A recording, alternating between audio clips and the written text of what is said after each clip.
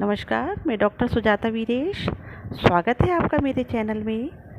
आज मैं आपको हिंदी कक्षा 10 के अंतर्गत संस्कृत खंड में चतुर्थ पाठ प्रबुद्धो ग्रामीणः यानी कि बुद्धिमान ग्रामीण हिंदी अनुवाद बताऊंगी। संदर्भ देखिए। प्रस्तुत गद्यावतरण हमारी पाठ्यपुस्तक संस्कृत परिचायिका के प्रबुद्धो ग्रामीण नामक पाठ से उद्धृत है। इसमें एक ग्रामीण की चतुराई का रुचिकर तरीके से वर्णन किया गया है। अनुवाद। एक बार बहुत से लोग रेलगाड़ी पर चढ़कर नगर की ओर जा रहे थे। उनमें कुछ ग्रामीण थे, कुछ शहरी थे।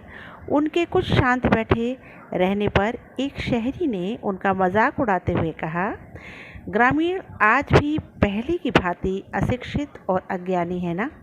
उनका विकास हुआ और ना ही हो सकता है। उसकी इस बात को सुनकर एक चतुर ग्रामीण बोला, हे शिष्ट शहरी, आप ही कुछ कहें क्योंकि आप ही शिक्षित और ज्ञानी हैं।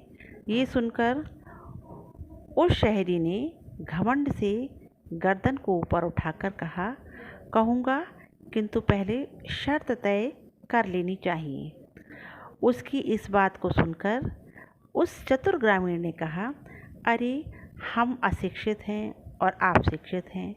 हम कम जानते हैं और आप ज़्यादा जानते हैं। ऐसा समझकर हमारे साथ शर्त लगानी चाहिए। हम एक दूसरे से पूछेंगे। यदि आप उत्तर देने में समर्थ न हुए तो आप 10 रुपये देंगे। यदि हम उत्तर देने में समर्थ न हुए तो हम 10 रुपये के आधे 5 रुपये देंगे। हाँ, शर्त स्वीकार है। उस शहरी द्वारा ऐसा कहे जाने पर उस ग्रामीण ने शहरी से कहा, पहले आप ही पूछो। और उस शहरी ने ग्रामीण से कहा, तुम ही पहले पूछो। तब ग्रामीण बोला, ठीक है, मैं ही पहले पूछ लेता हूँ। बिना पैरों का है पर दूर तलक जाता है, साक्षर है पर पंडित नहीं है, मूर्ख मुख विहीन है पर स्पष्ट बोलने वाला है, इसे जो जानता है वो पंडित है। आप इसका उत्तर दें। शहरी ने बहुत देर तक विचार किया किंतु वो पहेली का उत्तर नहीं दे सका। अतः उसने ग्रामीण से बोला, मैं इसका उत्तर नहीं जानता हूँ। इस पर ग्रामीण ने कहा, आप इसका उत्तर नहीं जानते हैं तो 10 रुपये दें। अतः उदास मुख वाले शहरी ने शर्त के अनुसार 10 रुपये निकाल कर दे दिए। इस पर ग्रामीण ने कहा, अब आप पहेली पूछें। दंड देने से दुखी शहरी को बहुत देर तक विचार करने पर भी कोई पहेली याद नहीं आई। अतः वो शर्मिंदा होकर बोला, अपनी पहेली का उत्तर तुम ही दे दो।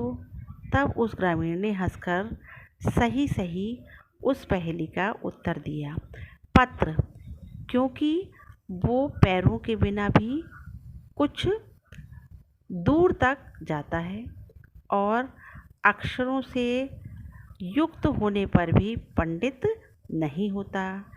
इसी समय उस ग्रामीण का गांव आ गया। वो हंसता हुआ रेलगाड़ी से उतर गया। शहरी लज्जित होकर पहले की तरह शांत बैठ गया। यात्री उस वाचाल शहरी को देखकर हंसने लगे। तब उसने अनुभव किया कि ज्ञान सर्वत्र संभव है। ग्रामीण भी कभी शहरी से ज़्यादा बुद्धिमान होते हैं।